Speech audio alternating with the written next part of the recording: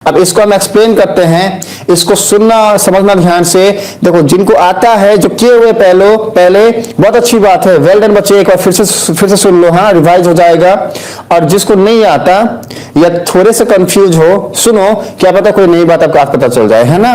तो यहाँ पे फटाफट, हाँ अरे आपको ही बोल रहे बच्चे, यहाँ आओ जल्दी से, इसको सीख के जाओ, इसको समझ के जाओ। ओके आइए, देखो सुनो बेटा, ये हमारे सामने कुछ क्वेश्चंस यहाँ पर लिखे हुए हैं और ये जो है ये बोल रहे हैं कि भाई हम तन के नहीं खड़े हैं। हाँ हमको तुम्हारे बच्चे बहुत इंटेलिजेंट हो गए, 10 से 11 में जब से गए हैं ना, तो हमको सॉल्व करके बैठे हुए हैं। हाँ तन के नहीं खड़े हैं, इसको हमने बोला भाई कोई नहीं, तुम तन खड़ा हो भी नहीं सकते है ना। हमारा रचित है, एमएस है, फिर हम ही है, कैसे खड़ा होगा। देखो बेचारा शांत खड़ा है, इसको थोड़ा समझते बेटे। इधर आओ, देखो सुनो, फर्स्ट क्वेश्चन क्या कहता है। अच्छा क्वेश्चन में करना क्या है, देखो सुनो, क्वेश्चन में हमें कहता है list all the elements of the following. बेटा देखो एक एक वर्ड को अगर ध्यान से समझोगे ना, उसकी बेसिक बातें पता रहेंगी, तो सारी बातें पानी की तरह जो है आपको समझ में आने वाली है। मैथमेटिक्स बहुत ही इजी और आसान लगने वाला है। क्या दिक्कत होती है मैं बताता हूं, बेस और फंडा बनता नहीं है और हम सीधे जाते हैं आईआईटीएन बनने के लिए। दिक्कत वहीं पे आती है बेटा। आईआईटीएन बनना एक जर्नी है और उसकी शुरुआत बेसिक लेवल से, जीरो लेवल से होती है।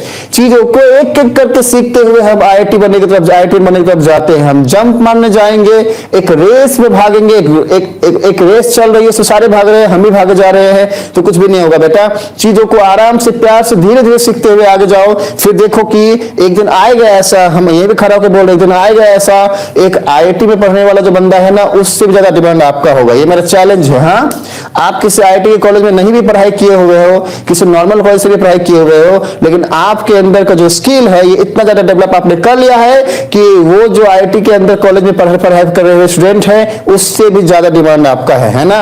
ये जो है आपका अपना पर्सनल एक्सपीरियंस बता रहे बच्चे। देखो सुनो, इधर आओ, क्या है बेटा कि ये जो क्वेश्चन वाले भाई साहब है, इसको जो है हम समझाते हैं, इसको सुनना ध्यान से। ये क्या कहता है बेटा, ये कहता है कि यार हमारे सामने में कुछ बातें लिखी हुई है ना, सेट्स है ना, देखो उसके एलिमेंट्स को लिस्ट करो। मीनिंग क्या है, इसके मीनिंग को समझ के जाओ बच्चा। लिस्ट करना मतलब लिख दो, है ना। किसको लिख दो, एलिमेंट्स को लिख दो। लिस्ट ऑल द एलिमेंट्स, किसके elements, of the following sets. मतलब ये सेट्स हमारे पास गिवन बेटा।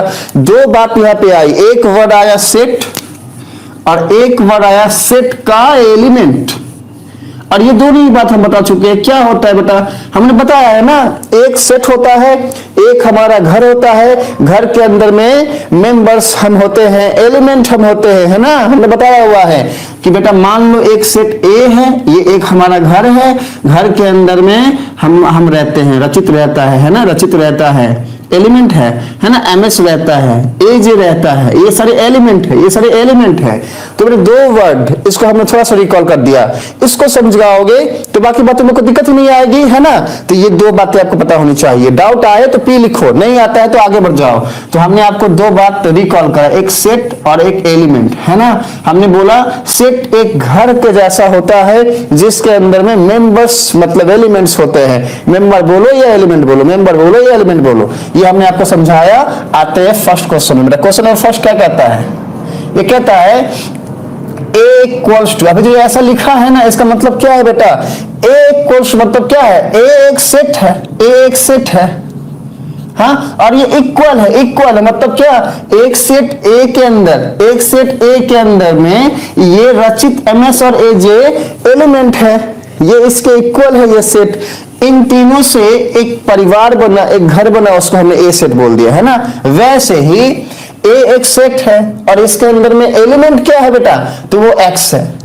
अच्छा अब ये एक्स की प्रॉपर्टी क्या है, अब एक्स की प्रॉपर्टी क्या है ना, एक्स की प्रॉपर्टी ये है क्या कि x is an odd natural number. देखो बेटा दो बातें हैं यहाँ पे, एक तो नेचुरल नंबर और दूसरा ऑड। पहले हम जानते हैं नेचुरल नंबर को, फिर से नेचुरल नंबर किसे कहते हैं बेटा, जानते हो ना, तो बताए हुए हैं।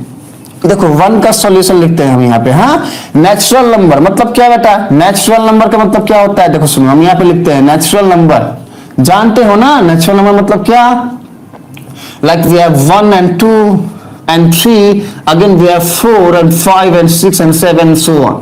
देखो ये सारी की सारी बातें क्या है, नेचुरल नंबर है, हमें पता है।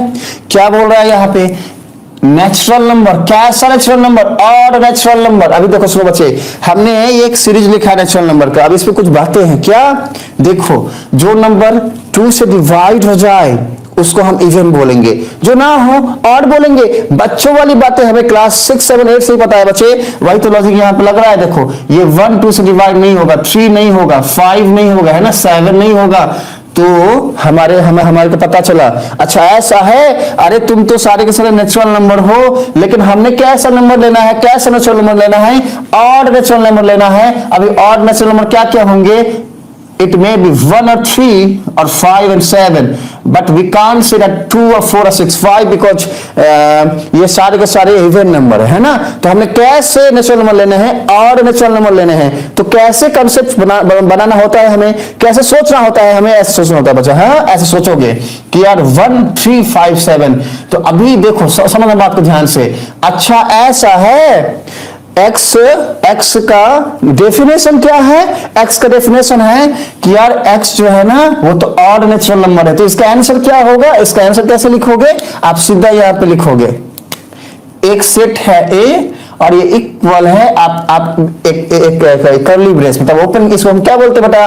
ओपन करली ब्रेस, हमने आपको बताया हुआ है ना। उससे स्टार्ट करोगे और एलिमेंट क्या क्या लिखोगे? 1 लिखोगे, 3 लिखोगे, again we have 5 7 and so on. ये सारी बातें जो है आगे जाएंगी। तो हमारा आंसर क्या हो गया बेटा? 1 3, ओके, 1 3 5 7 सो ऑन। मतलब ये सारी जो हमने कितना 3 डॉट दिया, इसका मतलब क्या होता है? ये बातें जो है ऐसे ही जो है वो आगे चलती चली जाएंगी, है ना। क्वेश्चन नंबर 2 क्या कहता है, इसको समझते हैं ध्यान से। देखो क्वेश्चन नंबर 2 कहता है बेटा b इक्वल्स टू, तो मीनिंग क्या है? एक बात को अच्छे समझो। b इक्वल्स टू मतलब क्या? वी हैव, अच्छा सर 1 डाउट है इसमें, तो बोला है कि नंबर लिस्ट करने हैं तो ब्रैकेट लगाकर लिखना सही है क्या? बेटा हम जब कभी भी किसी भी सेट को रिप्रेजेंट करेंगे तो हम ब्रैकेट ऐसे जो है लगाएंगे, इसमें कुछ भी गलत नहीं है, ठीक है। बाकी आप अगर आपके सामने में अगर ऑप्शन में ऐसे लिख के छोड़ा गया है 1 3 5 7, तो आप ही बताओ, मेरा आपसे क्वेश्चन ये है, क्या ये सही है? अब इसके बीच में हमें एक कॉमा तो देना पड़ेगा ना। अब जब कॉमा दे ही दिए हो तो फिर ये कर दो। अब इसको ऐसे छोड़ दोगे तो फिर ये भाई साहब परेशान हो जाएंगे, बोलेंगे हम तो 1357 है। तो ये कॉमा देना, ये ब्रैकेट्स देना, इसकी रिक्वायरमेंट क्यों आई उसको सोचो। समझ पा रहे हो? रिक्वायरमेंट के हिसाब से चीजें हम करते हैं। ऐसा कोई कंपल्सरी कंडीशन नहीं है कि हमें ये लगाना ही पड़ेगा कॉमा। क्यों लगाएंगे भाई? नहीं लगाएंगे। लेकिन नहीं लगाएंगे बेटा तो ये दिक्कत आएगी। हाँ, आपने सोचा कि यार 1 3 5 7 लिख के हम निकल जाते हैं, इसका आंसर 1 3 5 7 है। कोई दूसरा बंदा है वो बोलेगा यार ये इसका जो आंसर है ये 1357 कैसे हो गया? लोचा है। समझ पा रहे हो? तो वहां से रिक्वायरमेंट आया कि नहीं यार अलग करना है, सेपरेट करना है। कैसे करेंगे? Then we must have to put a comma. हाँ, 2 नंबर के बीच में कॉमा। अब दोनों नंबर के बीच जब कॉमा दे दिए तो यार ये दे दो, है ना। तो इस तरीके से जो है बातें होती है बेटा। सेकंड क्वेश्चन में हम आते हैं ना, b इक्वल्स मतलब क्या? b जो सेट, b एक सेट है। अच्छा, उसके अंदर में x एक एलिमेंट है ना, x एक एलिमेंट है। और उसका डेफिनेशन क्या है बेटा? x is an integer, x integer है बेटा। जैसे ही इंटीजर बड़ा है ना तो दिमाग को बता दो, अच्छा भाई तुम इंटीजर हो, मतलब 0 1 2 3 एंड सो ऑन। अच्छा, माइनस की भी बातें होंगी ना, इंटीजर में तो होती हैं। मतलब क्या? ये सारे इंटीजर है। तो हमें कहता है x एक इंटीजर है और x का इंटरवल दे दिया, ये है ना। अब इसका मीनिंग क्या होता है बेटा? इसको समझो। कुछ बच्चे यहाँ पे भी डाउट में आते हैं बेटा, ये जो सिंबल है ना, इस सिंबल को हम लेस देन बोलते हैं। अभी हम कल जो है एक बैच ले रहे थे क्लास 11th का, हमारा दूसरा जो बैच है वो, उसमें ये साइन को कुछ बच्चे मतलब लेस देन ना बोल के ग्रेटर देन बोल रहे थे। बताओ, बच्चों को यहां भी डाउट आता है बेटा। ऐसे डाउट आपके नहीं होने चाहिए, इसको रिकॉल करिए, है ना। तो बेटा हमारे पास रेंज है क्या कि यार -1/2 लेस होगा x से, मतलब x ग्रेटर होगा। ऐसे सोचो कि यार ये जो x है ये -1/2 से बड़ा होगा और लेस देन 9/2। बेटा अब इस टाइप में अब बातें अगर ऐसी हो ना तो इसको क्या करो? डेसिमल में कन्वर्ट करो, इजी होगा। बच्चों वाली बातें हैं लेकिन फिर भी बताते हैं, सुनो। देखो बेटा 1/2 मतलब क्या होता है 0.5 होता है, ये आपको पता होना चाहिए। -1/2 मतलब क्या है -0.5। अब देखो बेटा सीरीज है हमारा, ये 0 है ना, ये 1 है, ये 2 है, ये 3 है बेटा, ये 4 है, अगेन वी हैव 5 और ये बातें आगे जा रही हैं। वैसे ही ये 0 है ना बेटा। अब 0 के बाद क्या होगा, हाँ अगर इस तरफ आओगे तो -1 होगा, माइनस की बातें आएंगी, -2 होगा, -3 होगा। अब एकदम ध्यान से समझिएगा। अब 0 के बाद 1 आया तो क्या ये डायरेक्टली आ गया? नहीं बेटा, 0 और 1 के बीच में बहुत सारे नंबर है, इनफाइनाइट नंबर की सीरीज है। जैसे 0.1 है, 0.2 है, पता है 0.3, 0.4, 0.5, ऐसे ना जाने कितने इनफाइनाइट नंबर्स है। वैसे ही बेटा 0.1 और 0.2 के बीच में भी इनफाइनाइट नंबर्स है। Like we have 0.11, again 0.12 and 0.13, 0.14, ये इनफाइनाइट। अब इसके मतलब आपको पता नहीं बेटा, ये पूरा पूरा नंबर सीरीज इनफाइनाइट है। पूरा ब्रह्मांड जो है इस नंबर सीरीज से न जाने कितने कितने कितने मल्टीपल टाइम जो है उनको घेरा जा सकता है ना। तो ये इनफाइनाइट नंबर की सीरीज में से हमें रिक्वायरमेंट किस बात की है? क्योंकि इनफाइनाइट बातें हमें समझ में नहीं आती बेटा, हमें वही बात समझ में आती है जो फाइनाइट होती है ना। तो हमने बोला कि यार हमें जो है हमारे रचित ने बोला एमएस का मिलकर, ए सर क्या तुम तब से इनफाइनाइट कर रहे हो? हाँ चुपचाप यहाँ पे आओ, हाँ क्वेश्चन में आओ। क्वेश्चन में आते इसको सुनो। देखो क्वेश्चन कहता है कि यार x का जो रेंज है ना वो है x लेस है 9/2 से। अभी 9/2 को देखो, 9/2 मतलब क्या होता है? ये होता है 4.5। अब देखो 4.5 कहां लाई करेगा? 4 और 5 के बीच में लाई करेगा, मतलब यहां पे कहीं पे आएगा 4.5 है ना, यहां पे आएगा, यहां पे आएगा, हम लिख देते हैं यहां पे 4.5, मतलब यहां पे लाई करेगा। ओके अब देखो कहता है x जो है -1/2 से ग्रेटर है। क्यों? क्योंकि -1/2 लेस है तो x ग्रेटर हो गया है ना। तो -1/2 का मतलब क्या होता है बच्चे? -0.5। ये कहां पे आएगा? ये यहां पे आना चाहिए है ना, 0 और -1 के बीच में आएगा ना, -0.5। ओके अभी कहता है x जो है ना वो इंटीजर है, और इंटीजर डेसिमल नंबर नहीं होते बेटा, डेसिमल नंबर नहीं होते। इंटीजर कैसे नंबर होते हैं? वो ऐसे नंबर होते हैं, देखो हमने यहां पे लिखा हुआ है। तो -0.5 तो कभी भी इंटीजर नहीं हो सकता, लेकिन 0 हो सकता है, देखो 0 है, 1 हो सकता है, देखो 1 है, 2 हो सकता है, देखो 2 है, 3 हो सकता है, 4 हो सकता है। तो x की जो वैल्यू है वो -0.5 मतलब यहां से लेके यहां के बीच में लाई कर रहा है x की वैल्यूज है ना ये। लेकिन ये कहता क्या है कि x के भी सारे वैल्यूज में से आपको सिर्फ इंटीजर्स को चुनना है। तब वो इंटीजर्स क्या क्या होंगे बेटा? ये 0 होगा, ये 1 होगा, अगेन 2 होगा, again we have 3, again we have 4। That's it, ये हमारा आंसर हो गया। तो फाइनली हम आंसर क्या लिखेंगे कि यार हमारे पास एक सेट है B और इसके अंदर में एलिमेंट क्या क्या है? तो वो एलिमेंट का नाम x था और x का डेफिनेशन क्या था कि यार वो -1/2 से 9/2 के बीच लाई करता है, लेकिन वो इंटीजर है। तो आंसर क्या है? 0 1 2 3 4। तो बेटा कुछ इस तरीके से जो है हम इस टाइप के क्वेश्चंस को सॉल्व करते हैं। थर्ड क्वेश्चन, ये तीसरा क्वेश्चन है। और इस क्वेश्चन को जानने से पहले बेटा एक छोटी सी बात है जो हम आपको बताना चाहेंगे। बच्चे जो है ना वो इन दोनों बातों में कंफ्यूज होते हैं, इन दोनों बातों में कि सर इसको क्या बोले, इसको क्या बोले, कैसे याद रखिए। मेरा देखो सुनो, एकदम ध्यान से देखोगे ना तो यहाँ पे एक पॉइंट है और यहाँ पे एक पॉइंट है, ठीक है। मतलब अगर आप ध्यान से देखो तो दो बातें हैं, एक लेफ्ट साइड में एक राइट साइड में। लेफ्ट साइड में 2 पॉइंट है, राइट साइड में सिंगल पॉइंट है। लेफ्ट साइड में जो है ना बड़े भैया खड़े हैं, क्यों खड़े हैं? बड़े भैया के पास क्या है? टू मैंगो है, 2 मैंगो है, दो आम है ना। छोटे भाई साहब के पास सिंगल 1 मैंगो है। तो 2 इज ग्रेटर देन 1 होगा या लेस देन 1 होगा? ध्यान से समझना बेटा। हमने बोला ये 2 पॉइंट है, we have 2 point here and we have 1 single point here है ना। Then we have 2 here and we have 1 here. Can we say 2 is less than 1? No, never we can say. We can say 2 is greater than 1। हाँ, greater than 1, 2 बड़ा होगा, 2 बड़ा होगा। तो इस symbol को हमेशा ही हम ग्रेटर देन बोलेंगे। आप कभी भी अगर, हालांकि बेटा क्लास 11th में ये डाउट तो नहीं आना चाहिए, लेकिन फिर भी आता है कुछ बच्चों को, है ना। तो बेटा याद रखना ग्रेटर देन होता है, क्योंकि 2 वाले भाई साहब 1 से बड़े होते हैं। अब इसको देखो, ये सिंगल डॉट है, ये डबल डॉट है ना। सिंगल डॉट है, डबल डॉट है, ये 1 है बेटा, ये 2 है एंड 1 इज लेस देन 2। 1 छोटा होता है 2 से। it is not greater than 2, then we can't write that 1 is greater than 2. We must have to write, you know what, 1 is less than 2. Then we will write the symbol name is less than, है ना, या lesser than. चलो, मतलब ultimately meaning क्या है, छोटा है ना, इसका मीनिंग लेस देन. ठीक है, चलो. तो ये हमने छोटी सी बात जो है आपको बताई, ये बच्चों वाली बातें हमने आपको बताई है. पर इन बच्चों वाली बातों में भी बच्चे कंफ्यूज होते हैं. लोग बच्चों वाली बातें हम लिख देते हैं, बच्चों वाली बातें, है ना, बच्चों वाली बातें.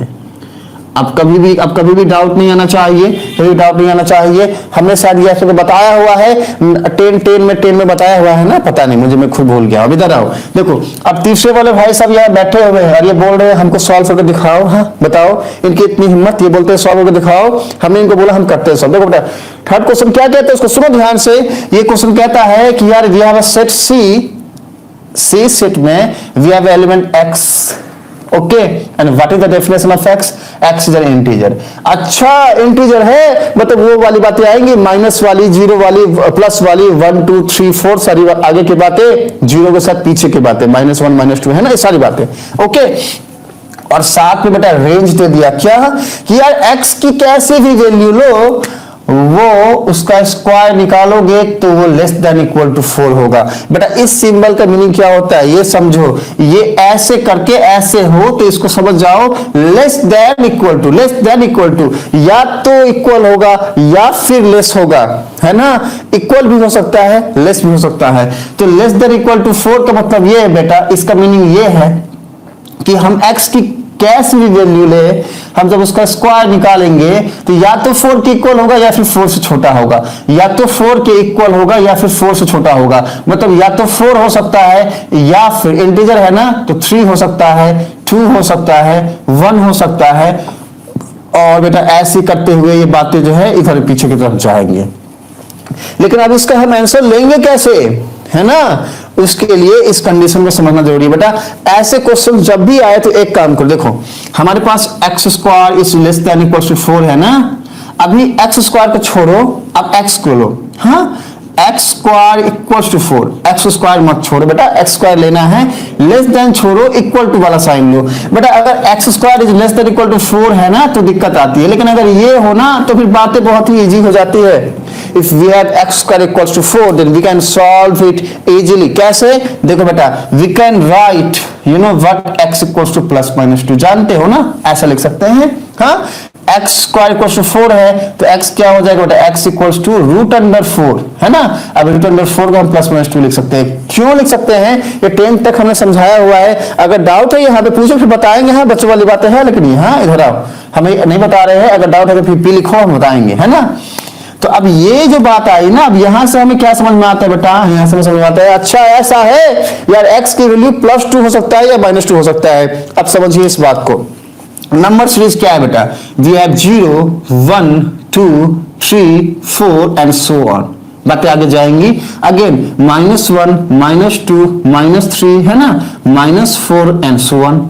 बातें आगे जाएंगी. लोग कॉमा पुट करते हैं. हमारा मैथ्स में लगा सर जी कॉमा क्यों नहीं लगाते, है ना, लोग लगा दिए. ठीक है, लगा दिए. ठीक है ना.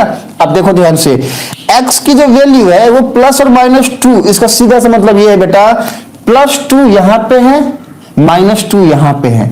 इसका सीधा सा मतलब है कि x की वैल्यू इनके बीच में लाई करेगा, है ना.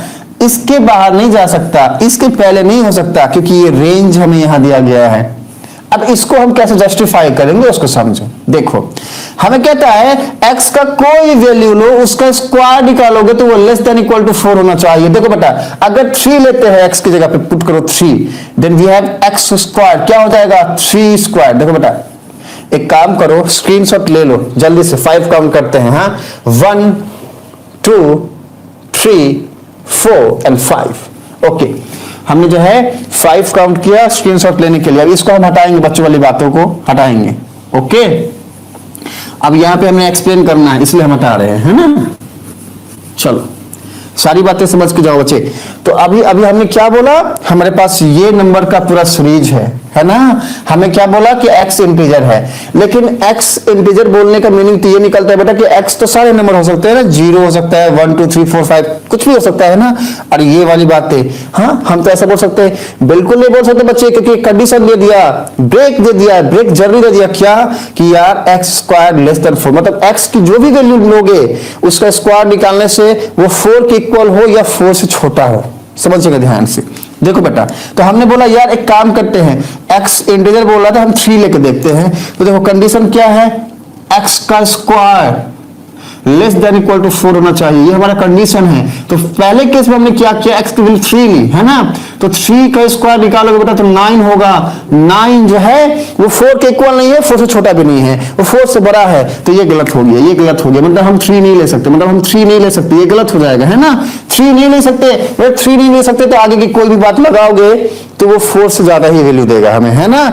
अभी देखो हम क्या कर रहे हैं, 3 को छोड़ के 2 लेते हैं, 2 लेते हैं बेटा। सेकंड में देखो 2 का स्क्वायर करोगे बेटा 4 आएगा, 2 का स्क्वायर करोगे 4 आएगा, इक्वल टू 4 हो गया। देखो कंडीशन में था ना x का स्क्वायर निकालने से इक्वल टू 4 होना चाहिए, हो गया। अभी क्या है, 2 के बाद क्या है, 1 है बेटा, 1 लेके देखो, 1 का स्क्वायर निकालोगे तो बेटा ये 1 के इक्वल होगा। ये 1 क्या है, लेस देन 4, देखो लेस देन 4 होना चाहिए, हो गया। अब देखो 0 लेके देखो बेटा, 0 का स्क्वायर निकालोगे तो ये 0 होगा, और ये 0 क्या है, लेस देन 4 है, लेस देन 4 है। अब देखो -1 लेके देखो, -1 लिखो, -1 का स्क्वायर निकालोगे बेटा तो 1 आएगा, और ये 1 क्या है, लेस देन 4 है ना। अभी -2 लेके देखो, -2 का स्क्वायर निकालोगे बेटा 4 आएगा, और ये 4 क्या है, इक्वल टू 4 है। मतलब यहां तक की सारी बातें इस कंडीशन को सेटिस्फाई कर रही है, तो 2 भी सही है, 1 भी सही है, 0 भी सही है, -1 भी सही है, -2 भी सही है, मतलब 2 से लेके -2 की सारी बातें जो है सही है। अब जाते -3 है बेटा, -3 देखो तीसरा कंडीशन -3, तो -3 का होल उसका निकालोगे बेटा तो ये 9 आएगा। 9 जो है वो 4 से बड़ा है, छोटा नहीं है, इक्वल नहीं है। तो हमने देखा यार 3 पार्ट में मिल रहा था, ये हमारा फर्स्ट पार्ट था, -3 से लेके ये फर्स्ट पार्ट था, ओके। और ये हमारा सेकंड पार्ट था, -2 से 2 सेकंड पार्ट था, और ये हमारा 2 के बाद 3 से जो है ना ये बेटा हमारा थर्ड पार्ट था। तो बेटा देखो सुनो, फर्स्ट पार्ट और थर्ड पार्ट नॉट पॉसिबल नहीं हो सकता कंडीशन के हिसाब से, सेकंड पार्ट ये पॉसिबल है। तो व्हाट इज आवर आंसर, हमारा आंसर क्या होगा बेटा, हम सीधा यहाँ पे लिखेंगे क्या, therefore C equals to answer क्या हो जाएगा, ये -2 -1 0 1 अगेन वी हैव 2, ठीक है, इसको हटा, ये हमारा आंसर हो गया। देखो बेटा ये वाले का एक बच्चे ने आंसर दिया, सर इसका जो आंसर है डी का, डी बोल रहा हूं 4 का, वो क्या होगा, D इक्वल्स टू, एक बच्चे ने बोला LOY, ठीक है, A ने ये रिप्लाई किया है, और एक बच्चे ने बोला sir ji D equals to LOY A। देखो बेटा दोनों के दोनों आंसर जो है सही है, कोई भी गलत नहीं है। आपकी बुक एनसीईआरटी 2 बातें बताती है, कंफ्यूज करने वाली बताती है। देखो बुक बताती है कि यार एक सेट है,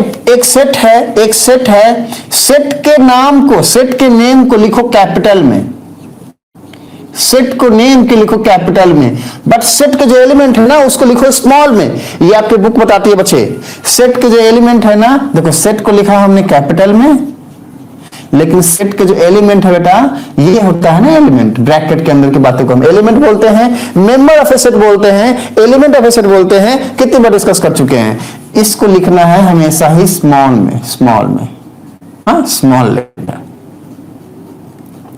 तो बुक के इन बातों की वजह से ये वाला आंसर हमारा सही है, तो ये गलत होना चाहिए। लेकिन आपकी बुक के अंदर में ही आप देखना कि ये बातें ऐसे दी गई हैं, है ना। तो कौन सा सही कौन सा गलत, देखो दोनों ही सही है। समझो कि ये स्मॉल की क्या आई, ये कैपिटल की रिक्वायरमेंट क्या आई, क्यों बोला इसको आपके बुक्स के अंदर इसको स्मॉल इसको कैपिटल लो, क्या वजह हो सकता है बेटा। मान लो आपके पास है एक वर्ड एप्पल, और आपको कहता है कि यार इस एप्पल वर्ड एक सेट है और इसके इसके अंदर एलिमेंट है एप्पल, हाँ इसको लिखो। कंसेप्ट ये कहता है कि यार ये कैपिटल लेटर कर दो, ये स्मॉल लेटर कर दो। लेकिन ये बच्चे ने तो सही आंसर दिया, पर ये बच्चे ने क्या किया, ये सेट का नाम तो कैपिटल में लिखा, पर ये जो एलिमेंट है ना इसको भी कैपिटल में ही लिख दिया है। लेकिन रूल कहता है कि यार स्मॉल में लिखना है, तो क्या गलत हो गया? नहीं हुआ। अब बोलोगे गलत हो गया तो फिर आपकी बुक के अंदर में लिखी गई है ये बातें। तो एक्चुअली ये लॉजिक क्यों आया उसको समझो। इसलिए आया बेटा क्योंकि देखो जब हम इसका सेट लिखेंगे ना, तो अब हमने सेट का नाम तो कैपिटल में ही लिखना है ए। अब एलिमेंट को हमने बोल दिया तुम ए हो, तुम पी हो, तुम एल हो और तुम ई हो। अब क्लियर है हमें कि यार ये अब एक भाई साहब आए जिनको सेट वेट कुछ पता नहीं है, हाँ तो बोले यार अच्छा ये ए वाली बात कोई है और इसके अंदर में ये बातें हैं, ये ए पूरा इस ए के इक्वल नहीं है। लेकिन मान लो यहां पर लिखा रहता है ए ऐसा, तो एक भाई साहब आते हैं और वो बोलते हैं कि यार ये सारी बातें जो हैं वो तो हैं, वो बोलते हैं यार ये ए और ये तो इक्वल है, लेकिन ये इक्वल टू ये कैसे हो रहा है, इसमें तो ये सारी बातें भी हैं। तो फिर वो परेशान हो जाते हैं। तो इसी कंफ्यूजन को मिटाने के लिए क्या है कि उन्होंने बोला कि यार इसको तुम कैपिटल ले लो, इसको तुम स्मॉल ले लो। एक रिक्वायरमेंट दे दी इन्होंने और फिर उसको हम लोग फॉलो कर रहे हैं। कह दिया कि रूल है ना, लेकिन इसका मीनिंग ये है। तो अब अल्टीमेटली मैटर ये है कि हमने सेट को लिखने का सीधा सा लॉजिक है कि यार नंबर रिपीट ना हो, लेटर रिपीट ना हो। ठीक है, तो देखो लॉयल वर्ड था ना, लॉयल वर्ड क्या क्वेश्चन था, x is a letter in the word loyal. Loyal word को लिखेंगे कैसे, तो ऐसे लिखेंगे, है ना। हमने बोल दिया यार एल तुम आ जाओ यहाँ पे एल, हमने बोल दिया यार ओ तुम आ जाओ यहाँ पे ओ, अच्छा वाई हो आ जाओ यहाँ पे, अच्छा ए हो तुम भी आ जाओ। फिर से एल आ गया ना, 2 बार रिपीट हो गया, नहीं करना रिपीट, बस ये आंसर हो जाएगा। एलिमेंट रिपीट नहीं होंगे। कोशिश करो स्मॉल में लिखने की, कैपिटल में अगर लिख दिए हो तो कोई दिक्कत नहीं है ना। तो ये इसका एक्सप्लेनेशन है बेटा। 4th नंबर हमने समझा दिया, 4th का यही आंसर होगा बेटा, है ना। 4th का यही आंसर होगा। 4th में करना कुछ नहीं था, लॉयल वर्ड को हमने लिखना था, लिखने का वो तरीका हमने बता दिया। क्वेश्चन नंबर 5 क्या कहता है, देखो इजी क्वेश्चन है। कहते बेटा ई एक सेट है, उसके में एक एलिमेंट है एक्स, बट एक्स का डेफिनेशन क्या दिया है, एक्स का डेफिनेशन क्या दिया बेटा, देखो सुनो। कहते हैं x is a month of a year, मतलब जो ईयर में मंथ होते, कितने मंथ होते हैं, जनवरी फरवरी, हाँ है ना, ये होते हैं। देखो सुनो बच्चा, जनवरी फरवरी है ना, मार्च अप्रैल मई जून ओके, जुलाई ओके, अगस्त, ठीक है ना। ये बेटा अप्रैल ले लो, देखो कंफ्यूजन आया ना, कंफ्यूजन अभी आया ना, ये भी ये ले रहे थे, ये भी ले रहे, कंफ्यूजन को हटाने के लिए हमने इसको अप्रैल लिखा, इसको अगस्त लिखा। सितंबर, अक्टूबर, नवंबर, दिसंबर, तो ये हमारे मंथ है। ठीक है, अभी क्वेश्चन कहता है क्या है, उसको पढ़ो ध्यान से बच्चे। क्वेश्चन कहता है x is a month of a year not having 31 days, मतलब बेटा देखो सुनो, ऐसे कौन कौन से मंथ है जिसमें 31 डेज नहीं होते। आप इसको कैसे याद रखोगे, इसको याद रखने का जो है ये एक मुक्का रूल है ना, इसको क्या बोलते हैं, मुक्का, ऐसे मुक्का मारना बोलते हैं बेटा। देखो सुनो, ये जनवरी यहां, इसको 31 डेज काउंट करो। अब इसके अंदर गए तो ये 31 डेज नहीं होगा, तो जनवरी 31 डेज होगा, तो फरवरी नहीं होगा, मार्च होगा, अप्रैल नहीं होगा, मई होगा, जून नहीं होगा। ये जो पोर्शन है ना इसमें नहीं होगा, 31 डेज नहीं होगा, इसमें 31 डेज होगा। तो जनवरी 31 डेज होगा, फरवरी नहीं होगा, मार्च होगा, अप्रैल नहीं होगा, है ना, अप्रैल मई होगा, जून नहीं होगा, जुलाई होगा, और फिर इस जुलाई के बाद फिर यहां पे आना है बेटा, अगस्त भी होगा, है ना, सितंबर नहीं होगा। बच्चे छोटे बच्चे थे तो हमने सीखा था, है ना। अक्टूबर होगा, नवंबर नहीं होगा, दिसंबर होगा। तो कहता है कि ऐसे मंथ का एक सेट लिखो जो 31 डेज का नहीं होता है। तो वो आप आपके इन बातों से पूछना और आंसर यहां पर लिखना, ये आपका होमवर्क है। हम इसमें क्या लिखे बेटा, है ना, हम इसमें क्या लिखे, देखो फरवरी, है ना, अप्रैल ओके, जून, ये हमारा रचित जो बोल रहा है हम उसको लिख रहे हैं, ठीक है। June, September and November, September and November okay. आप एक बात ध्यान देना बेटे, हाँ फरवरी लिखना है पूरा लिखो, पूरा स्पेलिंग लिख दो फरवरी का, है ना। अप्रैल पूरा स्पेलिंग लिखा हुआ है, जून पूरा है, सितंबर पूरा लिख दो, ठीक है। तो ये सारी बातें ऐसे लिख के ऐसे कर दो और साथ में सेट का नाम जो है वो दे दो। ये हमारा आंसर हो गया, ये हमारा आंसर हो गया, है ना, ये हमारा आंसर हो गया। अब चेक कैसे करोगे? देखो, जनवरी होता है, फरवरी नहीं होता है, सही लिखा है। मार्च होता है, अप्रैल नहीं होता है, सही लिखा है। मई होता है, जून नहीं होता है, सही लिखा है। जुलाई होता है, अगस्त होता है, सितंबर नहीं होता है, देखो सही लिखा है। अक्टूबर होता है, नवंबर नहीं होता है ना। तो यहां पर एक और बात आएगी बेटा, हाँ, नवंबर। रचित आएगा या नहीं आएगा? नवंबर आएगा या नहीं आएगा? देखो चेक कर लो, आएगा या नहीं आएगा। अब चलो इधर आओ, देखो सुनो, अब इस टॉपिक को हम खत्म करते हैं, है ना। अब नेक्स्ट क्वेश्चन क्या कहता है बेटा? कहता है कि we have a set F, we have a set F और इसमें एक एलिमेंट है एक्स, ठीक है ना। अब क्या कहता है? एक्स इज अ कॉन्सोनेंट, हाँ, इन इंग्लिश अल्फाबेट विच प्रेसीड्स के। अब इसकी मीनिंग क्या है बेटा? इंग्लिश अल्फाबेट तो हम सब जानते हैं, एबीसीडी वाली बातें, है ना। कहता है कि यार कि एक बात आई कि एक काम करते हैं, हम लिखते हैं बेटा, we have A and B and C, again we have D, again E F G H I J, ठीक है, आई जे, और इसका है के। हम जैसे ही एबीसीडी एफ जी आई जे के लिखे तो हमारा एमएस बोल रहा है, ए मास्टर हमको तुम बच्चा समझ के रखा है, हमको तुम एबीसीडी पढ़ाते हैं, हाँ। तो फिर साथ में रचित बोलता है, ए सर क्या एबीसीडी पढ़ाने के लिए बुलाया हो? क्लास 11 में आ गए भाई, हम मैथ पढ़ना चाहते हैं, एबीसीडी नहीं पढ़ना चाहते हैं। बेटा हम नहीं पढ़ा रहे हैं एबीसीडी, ये क्वेश्चन में दिया गया, हम क्या करें, हाँ। देखो सुनो, क्वेश्चन क्या कहता है? कहता है एफ इक्वल्स टू, मतलब एफ एक सेट है ना, इसका अंदर एक एलिमेंट है x, x is a consonant. तो ये सारी बातें हमने लिखी है, हाँ, इंग्लिश अल्फाबेट की कुछ बातें हमने लिखी है। कहां तक लिखा है? के तक लिखा है। क्यों लिखा? देखो कहता है एक्स जो है कॉन्सोनेंट है इन इंग्लिश अल्फाबेट विच प्रेसीड्स के। इसका सीधा सा मतलब है बेटा कि क्या, कौन इंग्लिश अल्फाबेट के कॉन्सोनेंट्स के सेट हमें बनाने हैं। कॉन्सोनेंट्स का मतलब क्या होता है बेटा? ए नहीं होता है ना, ई नहीं होता, ये तो वॉवेल्स होते हैं, आई नहीं होता, मतलब बी होगा, सी होगा, D F G, we have H and J. तो कहता क्या है? कहता है वो ये कि यार ये सारे के सारे जो कॉन्सोनेंट्स हैं ये प्रेसीड्स करते हैं के को, मतलब के पहले आते हैं, के पहले आते हैं। तो एक सेट बनाना है कैसा? एक्स नाम का, है ना। और एलिमेंट कैसे होंगे? ऐसे होंगे जो इंग्लिश अल्फाबेट के कॉन्सोनेंट्स होंगे और के पहले आएंगे। तो बेटा के पहले आने वाली ये सारी बातों में ए, ई और आई हमने हटा दिया क्योंकि ये वॉवेल से हमें कॉन्सोनेंट्स लेना है। और कॉन्सोनेंट्स क्या है? B C D F G H J. तो इसका हमारा आंसर क्या हो जाएगा बेटा? हम सीधा लिखेंगे यहां पे, क्या लिखेंगे? एफ इक्वल्स टू बेटा बी, आप सभी आपके आंसर लिखिए, C D F G H and J, that's it. ये हमारा आंसर हो गया। इसका स्क्रीनशॉट ले लीजिए।